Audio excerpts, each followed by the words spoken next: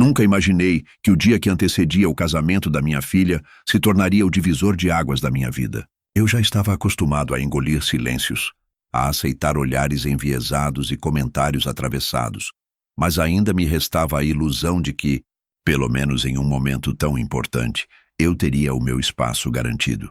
Passei a semana toda ajudando nos preparativos, revisando contratos, organizando pequenas coisas que ninguém via, mas que sem elas nada funcionaria. Eu via minha filha sorrir em fotos, abraçada ao noivo, ostentando aquele ar de princesa moderna. Mas sempre que nossos olhos se encontravam, havia algo que me atravessava, uma frieza contida, uma pressa em se livrar da minha presença, como quem deseja se desvencilhar de uma sombra incômoda. Na véspera do casamento, enquanto o casarão que eles chamavam de lar se enchia de caixas, flores e vestidos engomados, fui chamado ao escritório improvisado do meu genro. Ele estava de terno apenas para a prova da roupa, mas o sorriso não alcançava os olhos. Minha filha estava ao lado dele, com o mesmo semblante distante que eu já havia notado há meses. Eu entrei sem saber o que esperar. Talvez um pedido de conselho, talvez um agradecimento por tudo o que havia feito até ali. Mas o que recebi foi algo que não se esquece. Ele me olhou nos olhos e, com a frieza de quem pede para passar o sal à mesa, disse: "Quer nos dar um presente de verdade? Saia da nossa vida. Você é só um peso que temos que carregar." Minha filha não apenas concordou. Ela repetiu quase em tom de ensaio: "É isso mesmo, pai. O maior presente que você pode nos dar é desaparecer." Não houve lágrima, não houve hesitação. Apenas aquelas palavras ditas com a calma de quem já havia decidido há muito tempo. Senti meu corpo congelar. Não porque era uma surpresa completa. Parte de mim já sabia que eu não era bem-vindo naquela casa. Mas porque a frieza daquelas palavras não deixava espaço para dúvida. Não era um desabafo momentâneo, não era raiva de estresse pré-casamento. Era uma sentença. Era como se eu tivesse sido reduzido a uma peça velha, sem serventia, que eles só estavam aguardando o momento adequado para descartar. Eu poderia ter respondido na hora, poderia ter erguido a voz, lembrado cada centavo, cada madrugada mal dormida, cada sacrifício que fiz desde que a mãe dela morreu. Poderia ter gritado sobre como aquela casa só existia porque um dia eu e minha esposa a compramos, acreditando que ali seria o espaço da família, da continuidade, do lar. Mas eu não disse nada. Apenas fiquei olhando para os dois, como quem observa atores ensaiando uma peça de teatro ruim. Eles esperavam uma reação, talvez uma súplica, talvez um rompante de fúria. Mas eu apenas sorri. Um sorriso curto e seco, e assenti. Aquele gesto simples pareceu deixá-los desconfortáveis por um instante. Minha filha baixou os olhos, talvez esperando que eu implorasse por um lugar. Mas eu não dei a eles o espetáculo da humilhação. Voltei para o meu quarto, aquele espaço que chamavam de suíte de hóspedes, mas que mais parecia um depósito adaptado. Sentei na cama e respirei fundo, olhando para a mala que eu nunca havia esvaziado por completo. Eu já sabia que aquele dia chegaria, só não esperava que fosse no exato momento em que o amor deveria transbordar. Naquela noite, enquanto a casa inteira vibrava com a movimentação da festa que se aproximava, eu me recolhi em silêncio. Não chorei, não telefonei para ninguém. Apenas fiquei ali, com a lembrança da voz deles ecoando na minha cabeça. Você é só um peso. Guardei aquelas palavras como se fossem uma chave, não de um cadeado que me prendia, mas da porta que eu abriria em breve. Eles acreditavam que tinham me descartado, mas o que não sabiam é que haviam acabado de me entregar o motivo perfeito para deixar de vez de ser o pai submisso, o sogro conveniente, o homem que aceitava tudo calado.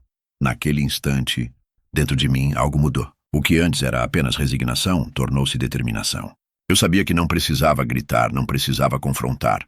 O silêncio seria minha arma e a frieza que eles me jogaram seria devolvida com juros. Porque às vezes, o maior presente que se pode dar a quem nos despreza não é a ausência. É a lembrança eterna do erro que cometeram. E naquela noite decidi, eles teriam exatamente o presente que pediram, mas não no formato que imaginaram. Quando deixei o escritório naquela noite com as palavras deles ainda martelando dentro da minha cabeça, parecia que cada passo que eu dava pela casa ecoava mais alto do que nunca. Eu percebia os olhares de canto, o cochicho abafado vindo da cozinha, a pressa em encerrar qualquer conversa quando eu surgia. Era como se já tivessem decidido. Eu não fazia mais parte daquele cenário. Era apenas uma presença incômoda, esperando o momento certo para ser expulsa. E, no entanto, o que eles não entenderam é que, quando alguém me dá uma sentença assim, eu não reajo com gritos ou lágrimas. Minha resposta sempre foi o silêncio. Um silêncio que engana, que faz acreditar que não existe reação alguma, quando, na verdade, ele é o terreno fértil de algo muito mais profundo. Passei a noite sentado no meu quarto improvisado, observando a mala que nunca tinha sido realmente desfeita. Havia roupas dobradas de qualquer jeito, algumas camisas ainda com o cheiro da lavanderia antiga, e no fundo, um envelope vermelho que eu guardava há anos. Nele estavam documentos que me ligavam diretamente àquele imóvel. Eu não era apenas um hóspede de favor, como eles gostavam de fingir. Eu era o dono silencioso daquilo tudo, o alicerce esquecido que sustentava os tijolos que eles exibiam como conquistas próprias. E cada vez que eu lembrava do rosto da minha filha, repetindo a frase ensaiada, "O maior presente que você pode nos dar é desaparecer", algo dentro de mim se revirava. Não em fúria, mas em determinação. De manhã, quando desci para a cozinha, Megan, a noiva, estava rodeada por arranjos de flores. Falava ao telefone com a voz doce, acertando detalhes com o cerimonial. Assim que me viu, abaixou o tom, como se minha presença fosse um lembrete indesejado de que a vida real ainda existia por trás do teatro. "Bom dia", murmurei apenas por educação. Ela retribuiu com um aceno frio, sem interromper a ligação. Meu genro entrou logo depois, já no papel de anfitrião do grande evento, falando sobre convidados importantes e sobre como tudo tinha que ser perfeito. Eu apenas sorri de leve, lavei minha xícara de café e voltei para o quarto. Para eles, aquele gesto era sinal de submissão. Para mim, era apenas mais um tijolo sendo empilhado na muralha do silêncio que eu estava erguendo. O que eles não sabiam, e talvez nunca tivessem imaginado, era que cada detalhe daquela casa, desde a escritura até os financiamentos, ainda tinha meu nome como amarra. Eles estavam presos à minha sombra, mesmo que fingissem não ver. E enquanto eles me tratavam como um peso, eu já calculava mentalmente o passo seguinte. Era quase poético. Quanto mais me empurravam para fora, mais me aproximavam do momento em que entenderiam quem realmente estava no controle. À noite, sentei na cama com a luz apagada e ouvi o burburinho no andar de cima. Risadas, ensaios de discursos, taças tilintando. Eu sabia que naquele instante eles celebravam a ausência do velho inconveniente que em breve seria descartado de vez. E talvez estivessem certos em parte. Eu de fato não permaneceria. Mas a forma como eu sairia não seria como eles imaginaram. Peguei o envelope vermelho e abri com calma. A ponta do papel ainda tinha a marca da minha assinatura, feita anos atrás com a mesma caneta azul que usei em tantos outros documentos importantes da minha vida. Passei o dedo sobre o carimbo do cartório, sentindo o relevo da tinta. Ali estava a verdade que eles desconheciam. Eu não era hóspede, não era peso, não era ninguém em segundo plano. Eu era dono. Eu tinha a chave, mesmo quando eles tentaram me trancar para fora. O silêncio que guardei naquela noite não era vazio. Era barulho contido. Era a batida surda de um tambor de guerra que só eu escutava. Eles riam lá em cima, confiantes de que haviam me diminuído, de que meu sorriso mudo era sinal de fraqueza. Mas mal sabiam que naquele mesmo instante eu já traçava o contorno da resposta. Porque silêncio não é desistência. Silêncio é preparação. E o meu silêncio estava prestes a se tornar o som mais alto que eles já ouviram em suas vidas. No fundo da mala, sob roupas dobradas às pressas e um casaco que já não me servia bem, estava o envelope vermelho. Mas não era ali o único lugar onde a verdade dormia. Havia também o cofre antigo, um objeto que ninguém notava, encostado discretamente atrás da estante do meu quarto. Aquele cofre tinha seguido comigo desde os anos em que ainda compartilhava a vida com minha esposa. Nunca foi um segredo, apenas um detalhe que ninguém prestava atenção. Para eles, eu era um idoso acomodado num canto, alguém que vivia de lembranças e ocupava espaço. Jamais passaria pela cabeça do meu genro ou da minha filha que naquele cofre descansava o que podia virar a história de cabeça para baixo. Esperei até a madrugada, quando a casa inteira estava em silêncio. O casarão parecia suspenso no ar, cheio de flores frescas no salão e taças de cristal ainda pingando nas mesas, prontas para a festa que não viria. Desci ao meu quarto, fechei a porta e puxei a estante com calma. O cofre, pequeno e pesado, surgiu como um fantasma familiar. Digitei a senha que usava há décadas. a mesma data de nascimento de minha esposa, e girei a chave. O clique metálico foi quase cerimonial. Dentro, havia papéis amarelados pelo tempo, alguns documentos pessoais, lembranças de uma vida inteira guardada em silêncio. E no meio deles, em perfeitas condições, a escritura original da casa. Meu nome estava ali, lado a lado com o dela, bem antes de qualquer interferência do casal que agora se preparava para o grande dia. A casa não era deles. Nunca tinha sido completamente. A propriedade herdada de nossa luta e de nossos sacrifícios ainda me pertencia em proporção suficiente para desmontar todo o castelo de vidro que eles construíram em cima de promessas vazias. Passei os dedos sobre a assinatura da minha esposa. Lembrei do dia em que assinamos juntos, sonhando em transformar aquela casa em símbolo de família, de união, de raízes. Hoje ela estava sendo transformada em palco de rejeição, em teatro de aparências. O peso daquela memória me atravessou como uma lâmina, mas ao mesmo tempo acendeu em mim a clareza. Eu não estava apenas reagindo a uma humilhação. Eu estava defendendo aquilo que construímos juntos, aquilo que eles queriam apagar como se fosse apenas um detalhe incômodo. Guardei o documento de volta no envelope vermelho, mas não para deixá-lo adormecido novamente. Dessa vez seria uma arma. Não uma arma de destruição impulsiva, mas de precisão silenciosa. Eu sabia que meu genro, com seus ares de grande empreendedor, já usava a casa como vitrine de status. Tudo naquela cerimônia girava em torno da ostentação de que ele era capaz de dar à minha filha o casamento dos sonhos no imóvel que chamavam de lar. Mas a verdade é que sem minha assinatura, sem meu consentimento, nada daquilo se sustentava. Eles estavam construindo um castelo de areia em cima de um terreno que nunca lhes pertenceu totalmente. Na manhã seguinte, enquanto eles se afundavam em preparativos, eu saí cedo, sem alarde. Peguei o envelope e caminhei até o escritório de um advogado antigo conhecido, alguém que havia me ajudado em outras épocas e que eu sabia ser discreto. Entrei em silêncio, sentei na cadeira de couro gasta e abri o envelope sobre a mesa.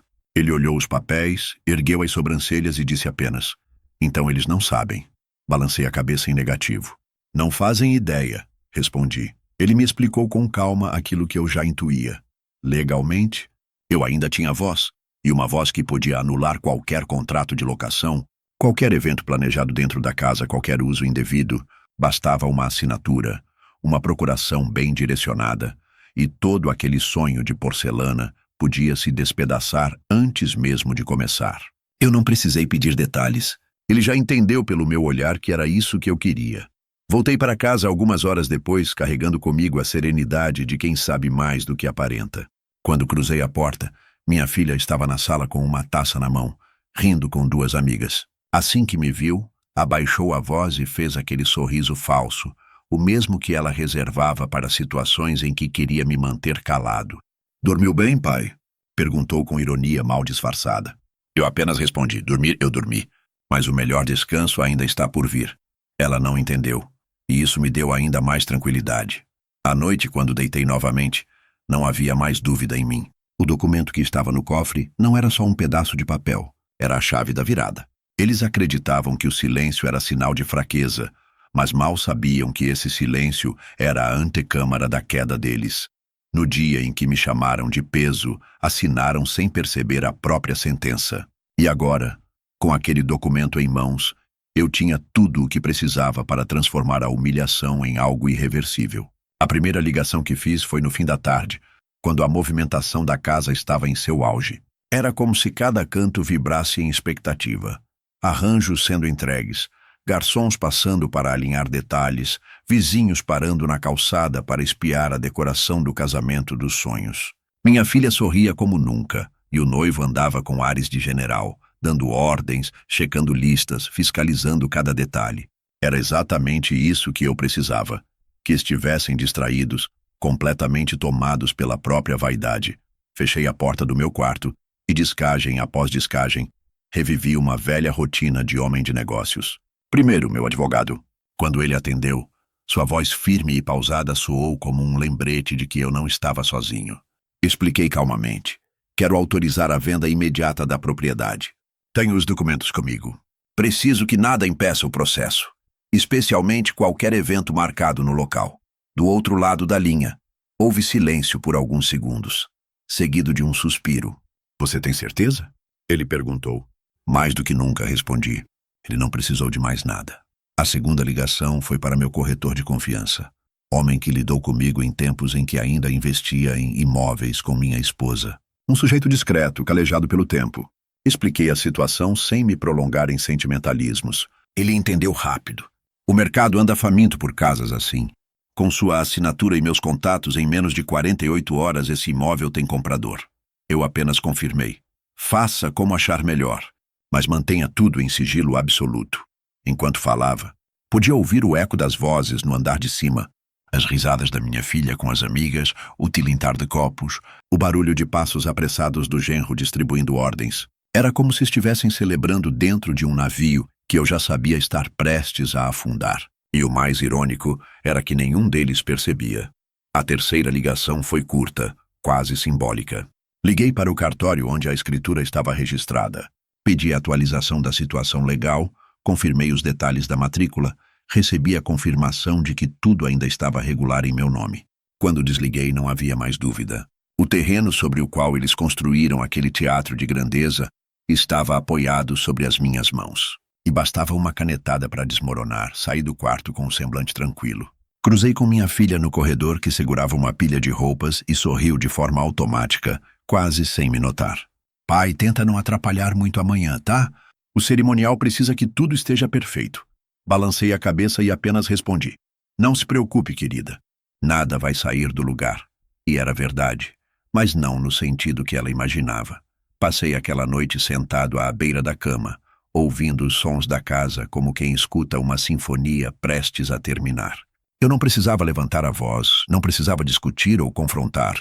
Tudo que eu precisava já estava em movimento, invisível, incontrolável para eles. Enquanto dormiam sonhando com a glória do dia seguinte, cada ligação que eu fiz cavava em silêncio o buraco onde enterrariam sua própria arrogância. Era estranho perceber a calma que me dominava. Eu não sentia raiva, não havia ódio no gesto. Apenas clareza. Eles pediram que eu desaparecesse, que eu fosse um presente embalado em ausência. Pois bem, eu iria desaparecer, mas levando comigo a fundação daquilo que mais prezavam, a imagem perfeita, a estabilidade aparente, o casamento dos sonhos. Na manhã seguinte, quando a equipe de decoração chegou cedo para montar os últimos detalhes, eu estava na cozinha tomando café como se nada tivesse acontecido. Megan passou por mim, nem sequer se deu ao trabalho de me cumprimentar. O noivo entrou apressado, falando sobre orçamentos e pagamentos finais, sem imaginar que naquele exato momento os documentos já estavam sendo encaminhados para anular tudo.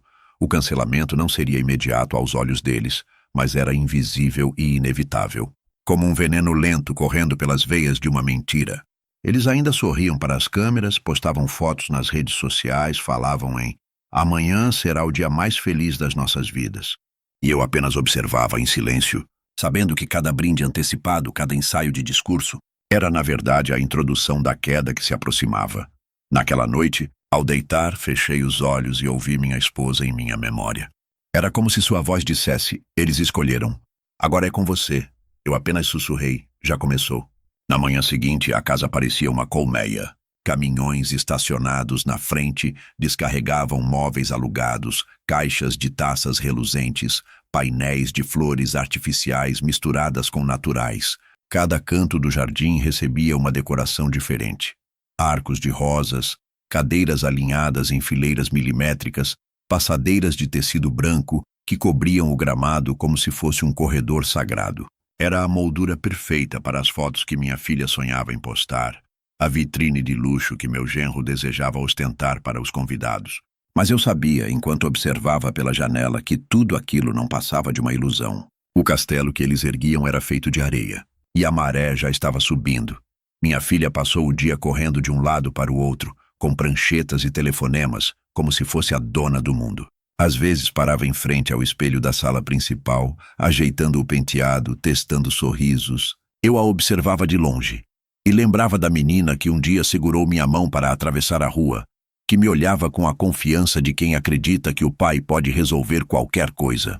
Agora, aquele olhar não existia mais. Tudo o que restava era um brilho distante, que buscava aprovação nos olhos dos outros, não nos meus. O noivo, por sua vez, estava ainda mais inflamado. Chamava todos de meu amigo ou meu parceiro, distribuía ordens como se fosse o dono de uma grande corporação. Falava sobre fechar negócios durante a festa, sobre como o casamento seria uma vitrine para futuros investimentos. Enquanto ele exibia esse ar de poder, eu sabia que o contrato de venda já estava encaminhado, que as assinaturas já tinham data marcada e que aquele palco de grandeza logo se transformaria em chão vazio. O curioso era como todos acreditavam na encenação. As madrinhas ensaiavam passos, os padrinhos faziam piadas ensurdecedoras, os convidados mandavam mensagens confirmando presença. Nas redes sociais, fotos e vídeos da preparação circulavam com legendas como o casamento do ano. Minha filha e meu genro sorriam em cada clique, agradecendo por realizar um sonho que, na realidade, não passava de empréstimo sustentado pelo meu silêncio. Eu caminhava pela casa e sentia como se fosse um estranho num museu de ilusões. Toalhas de linho, pratos de porcelana, quadros decorativos, tudo alugado, tudo temporário. O que eles chamavam de conquista não era mais do que uma encenação cara, dependente de algo que não lhes pertencia de fato. O chão sobre o qual pisavam estava registrado no meu nome, e a cada hora que passava, a areia desse castelo desmoronava mais. À noite, quando todos já estavam exaustos e a casa se calava, sentei na cozinha e preparei um café simples. O contraste era quase grotesco. Eu com minha xícara antiga, enquanto a poucos metros dali o salão estava pronto para um espetáculo milionário. Sorri sozinho, não com prazer de vingança, mas com a consciência clara de que aquela encenação não duraria. Era apenas uma bolha prestes a estourar. No quarto, abri novamente o envelope vermelho e encarei a escritura. Minha esposa estaria orgulhosa de mim, pensei. Não por destruir o sonho da filha, mas por não permitir que o legado dela fosse tratado como moeda de vaidade. Aquele documento era mais do que papel. Era uma lembrança de que a história da família não podia ser apagada por sorrisos falsos ou frases cruéis. Enquanto guardava o envelope, ouvi risadas abafadas no andar de cima. Minha filha falava ao telefone repetindo frases ensaiadas. Vai ser inesquecível, um evento de respeito. Eu fechei os olhos e imaginei o momento em que todas aquelas promessas desmoronariam diante do olhar perplexo de amigos e parentes. Não seria apenas uma festa cancelada. Seria a revelação pública da arrogância deles, a prova de que o castelo nunca passou de areia. E naquele silêncio da noite, percebi algo maior.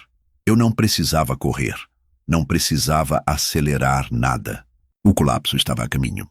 Bastava esperar, com a paciência de quem sabe que o mar sempre vem reclamar o que lhe pertence. A manhã do dia marcado para a assinatura chegou como qualquer outra, ao menos para eles. A casa fervilhava em preparação, como se todos os gestos, desde a montagem das mesas até o ajuste das luzes no jardim, fossem parte de uma coreografia ensaiada por meses. Eu desci cedo, como sempre, tomei meu café em silêncio e caminhei até a porta. Nenhum deles perguntou para onde eu ia. Na verdade, sequer notaram minha saída. Estavam ocupados demais com o espetáculo que acreditavam controlar. O ar da rua estava fresco e eu sentia cada passo até o cartório como se fosse a marcha mais solene da minha vida. O envelope vermelho estava seguro debaixo do braço, pesado não pelo papel que carregava, mas pelo peso da decisão que se tornava definitiva. Entrei no prédio antigo, com suas paredes cobertas de certificados e o cheiro de papel amarelado misturado à tinta fresca. Cumprimentei a atendente, que já sabia do que se tratava, e segui até a sala, onde meu advogado me esperava. Ele me recebeu com a mesma seriedade de sempre, sem julgamentos, sem perguntas desnecessárias. Apenas abriu a pasta, mostrou-me os documentos já preparados e apontou o espaço em branco. Aqui seu nome. E depois aqui. Peguei a caneta com a mesma calma com que já havia assinado tantos papéis importantes ao longo da vida. Escrituras, contratos, permissões. Mas aquele momento tinha algo diferente. Cada letra traçada era mais do que uma formalidade. Era um corte limpo que separava passado e futuro. Enquanto escrevia meu nome, lembrei do sorriso de meu genro, confiante, falando em negócios fechados e oportunidades que brotariam do casamento. Lembrei da voz da minha filha, repetindo como um veredicto: o maior presente que você pode nos dar é desaparecer. E percebi que aquele presente estava sendo dado. Só que no formato que eles jamais previram, o advogado recolheu as folhas, conferiu com atenção e disse: está feito. A partir deste momento, a propriedade não é mais deles, nem sua. O novo dono assume em até 48 horas. Assenti com a cabeça. Não havia arrependimento, apenas um silêncio pesado, quase solene. Quer que eu cuide da comunicação? Ele perguntou. Sorri de leve. Não precisa. Eles descobrirão sozinhos. Ao sair do cartório, o sol já estava alto. Eu caminhei devagar pela calçada como quem saboreia um segredo. Cada buzina, cada passo apressado das pessoas ao redor contrastava com a calma que me dominava. Enquanto o mundo corria, eu tinha parado o tempo para eles sem que percebessem. O casamento, que parecia inevitável, estava condenado antes mesmo de começar. Voltei para casa pouco antes do almoço. O portão estava aberto, carros de fornecedores entrando e saindo, trabalhadores carregando caixas, fios, cadeiras. O noivo gesticulava no meio do jardim, instruindo cada detalhe como se fosse o maestro de uma grande orquestra. Minha filha, radiante, posava para fotos improvisadas, testando a maquiagem, sorrindo com a mesma confiança que tantas vezes eu quis acreditar ser genuína. Cruzei o portão sem ser notado, subi ao meu quarto e fechei a porta. Do bolso, retirei a via assinada da escritura, dobrei com cuidado e guardei novamente no envelope vermelho. Sentei na cama e respirei fundo. Aquele pedaço de papel agora era a linha que dividia sonho e ruína. Eles ainda viviam no lado da ilusão, mas em poucas horas, quando o novo proprietário se manifestasse, estariam diante da realidade. À tarde, o telefone tocou. Era meu advogado.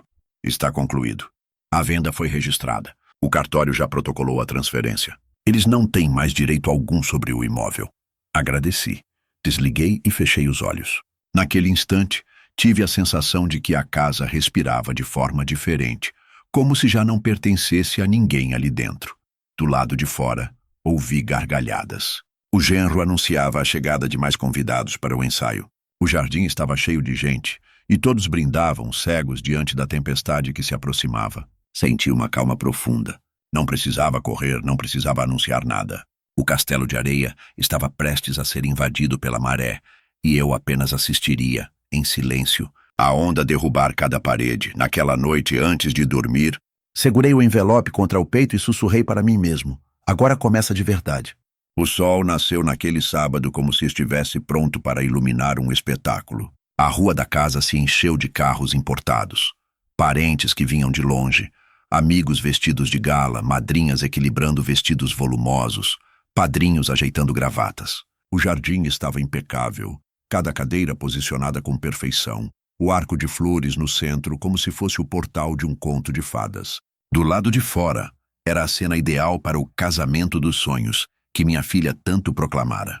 Mas eu sabia, enquanto observava pela janela do meu quarto, que aquela encenação estava com os minutos contados. Por volta das 9, o primeiro sinal de ruptura surgiu. 2 homens de paletó escuro, pastas em mãos, chegaram discretos pela calçada. Não eram convidados, nem fornecedores. Eram representantes do novo proprietário, enviados para oficializar o que já estava escrito em cartório. Fiquei em silêncio. Apenas os observei cruzar o portão, enquanto o genro, cheio de si, se aproximava para perguntar quem eram. A conversa não demorou. Em menos de 2 minutos, o tom da voz dele mudou. Do ar confiante passou para a incredulidade. Os papéis foram mostrados, carimbados, com as assinaturas ainda frescas. A partir daquele instante, aquela casa não era mais palco de nada. Não havia casamento, não havia festa, não havia futuro. Minha filha desceu as escadas como um furacão, o vestido branco de ensaio arrastando no chão, a maquiagem inacabada borrando o rosto suado. Ela lia os documentos com mãos trêmulas, repetindo: "Isso deve ser um engano." Mas não era. Nada ali era equívoco. Era fato registrado irreversível. As flores, as mesas, as músicas programadas, tudo estava em um terreno que já não lhes pertencia. A cada explicação fria dos representantes, os sonhos deles se desmanchavam diante dos olhos dos convidados que chegavam e não entendiam nada. Um murmurinho tomou conta do jardim. Parentes cochichavam, vizinhos apontavam discretamente. O que era para ser uma celebração de grandeza virou um espetáculo de vergonha pública. O noivo tentava manter a postura, gesticulando com agressividade, falando em processo judicial e fraude. Mas as vozes dos oficiais eram firmes. O contrato está assinado, registrado e validado. Não há nada que o senhor possa contestar neste momento. A propriedade já pertence a outro dono. Vi minha filha levar as mãos ao rosto, os olhos vermelhos, as palavras presas na garganta. Ela não chorava apenas pelo casamento desmoronado, mas porque diante de todos, a imagem de perfeição que ela cultivava havia se quebrado. Não havia mais controle, não havia mais disfarce. Aquilo que ela tentou esconder, a rejeição ao próprio pai, agora se convertia em rejeição social, estampada na frente de todos que assistiam ao colapso. Enquanto os convidados começavam a se retirar, uns em silêncio constrangido, outros em risadas discretas, eu permaneci no meu quarto, invisível, olhando pela cortina.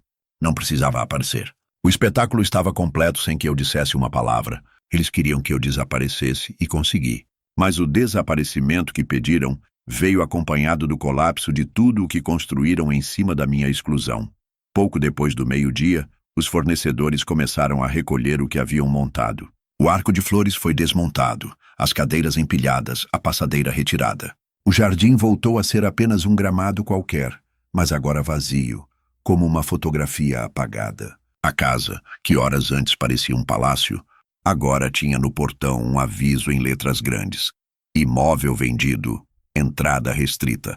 Minha filha e o noivo gritavam no portão, tentando argumentar com quem já não precisava ouvir. O contraste era cruel, vestidos luxuosos, maquiagem cara, alianças polidas, tudo inútil diante da realidade.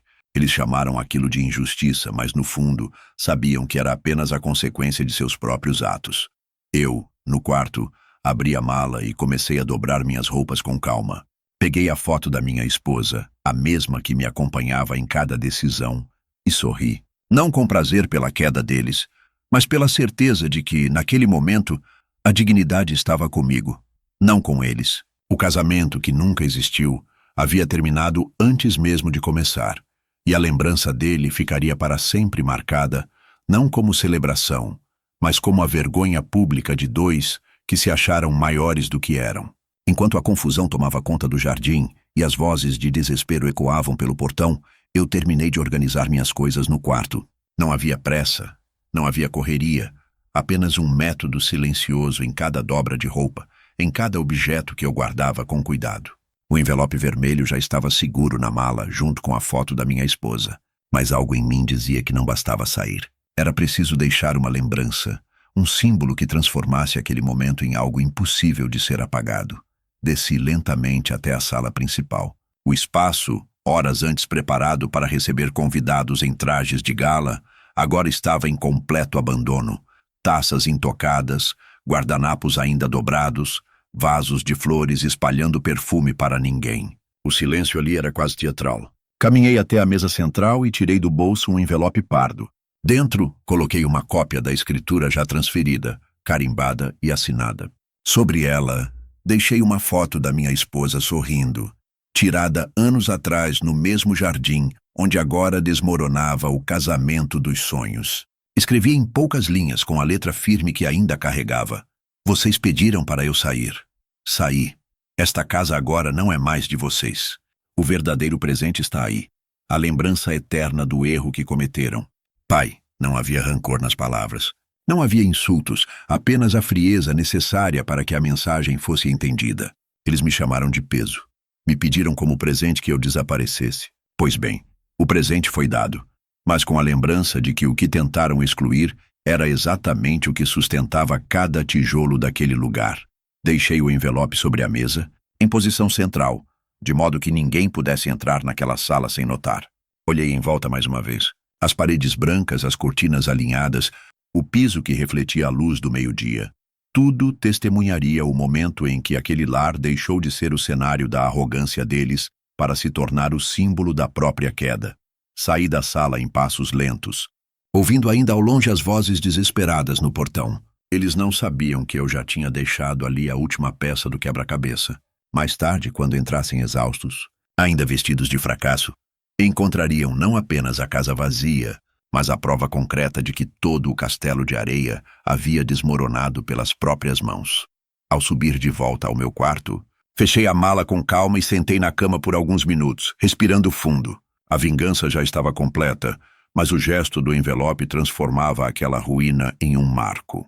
Não seria apenas uma lembrança de derrota. Seria a cicatriz que os obrigaria a se lembrar.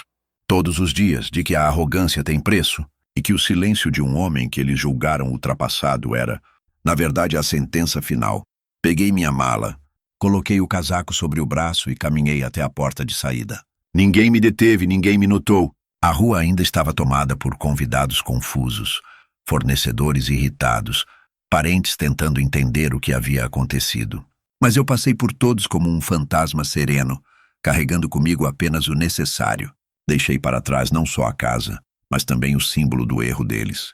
E enquanto me afastava, pude imaginar o momento em que encontraria um envelope na sala vazia, o silêncio que se seguiria, o grito sufocado de minha filha, o olhar desesperado do meu genro.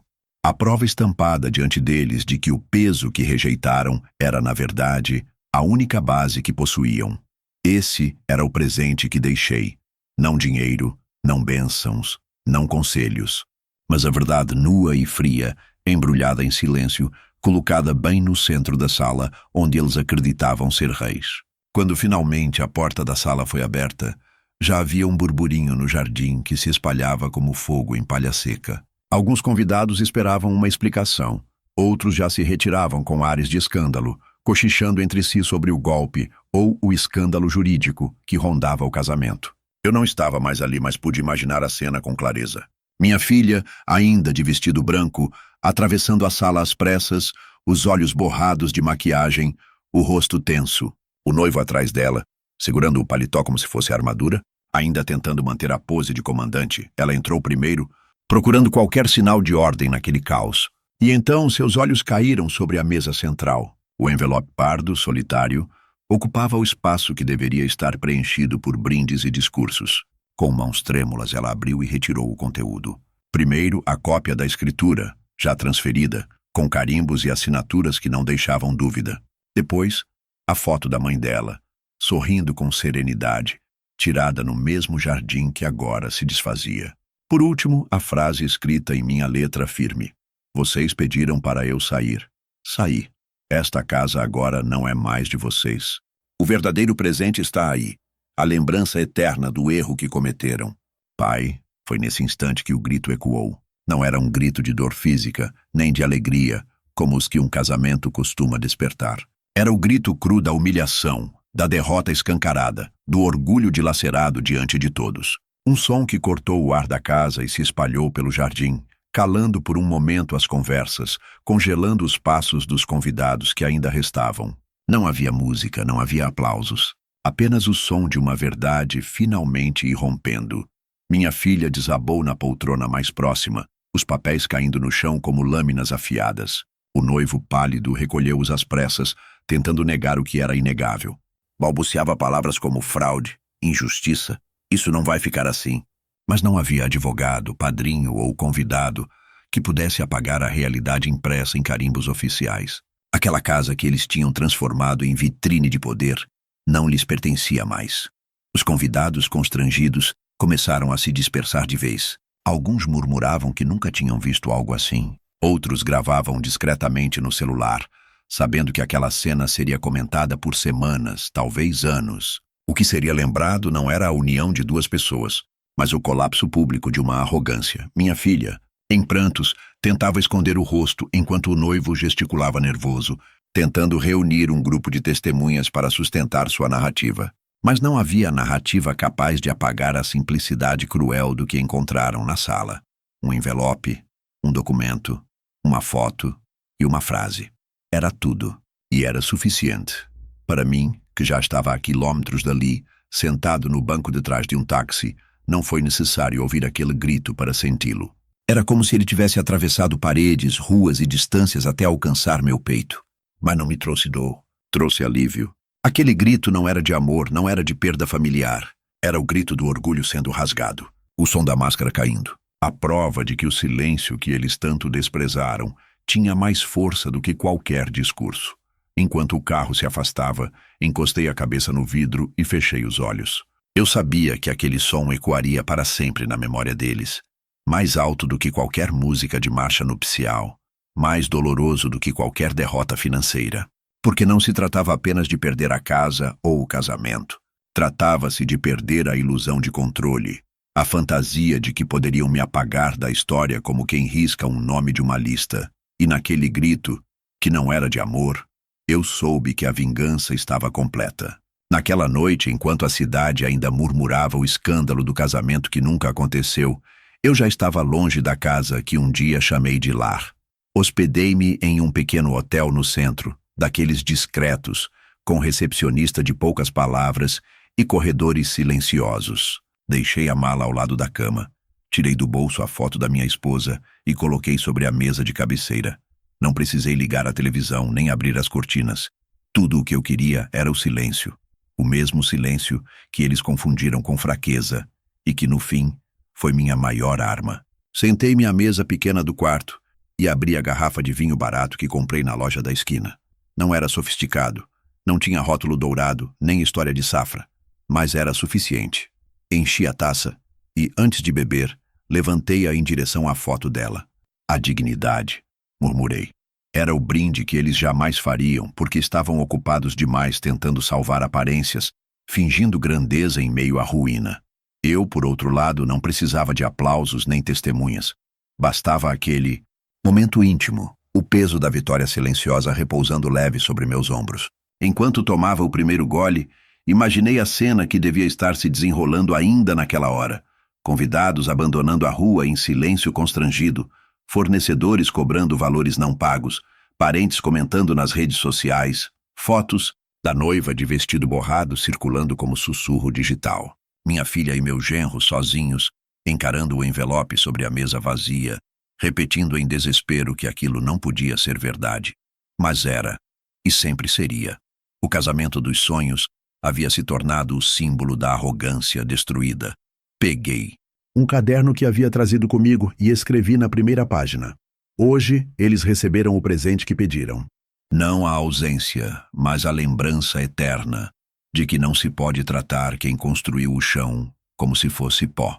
Fechei o caderno com calma, como quem encerra um capítulo não de um livro, mas da própria vida.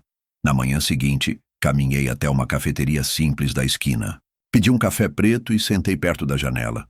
Observei pessoas indo e vindo, cada uma com sua pressa, cada uma com sua própria história. Pela primeira vez em muito tempo, não senti necessidade de explicar nada a ninguém. Não havia raiva, não havia culpa, apenas a serenidade de quem devolveu o desprezo em forma de justiça silenciosa. Peguei meu celular, que até então mantinha desligado, e encontrei dezenas de chamadas perdidas, mensagens não lidas, tentativas de explicação e de súplica. Não respondi a nenhuma. Eles queriam contato agora, depois de terem me descartado como peso, mas já não havia espaço. Apaguei as notificações e desliguei o aparelho novamente. O silêncio era meu brinde, e eu não permitiria que fosse interrompido. À tarde, caminhei até o cartório para recolher a última via oficial da venda. Guardei o documento no mesmo envelope vermelho e, ao chegar ao hotel, deitei na cama com ele no peito, como se fosse um escudo. Senti uma paz que não experimentava há anos. Não era euforia, não era triunfo barulhento. Era apenas o alívio de saber que, finalmente, eu tinha virado a página sem precisar pedir licença a ninguém. À noite, comprei outra garrafa de vinho e voltei ao quarto. Coloquei novamente a foto da minha esposa sobre a mesa e repeti o gesto do dia anterior. Levantei a taça. Desta vez, murmurei apenas uma palavra: paz. Bebi devagar, sentindo cada gole como se fosse o coroamento de uma vida inteira de sacrifícios. Eles haviam me chamado de peso, me pedido para desaparecer, e eu desapareci sim, mas não antes de mostrar que a base que sustentava aquele castelo sempre fui eu. O casamento deles nunca existiu, mas o meu brinde em silêncio, esse sim, permaneceria para sempre.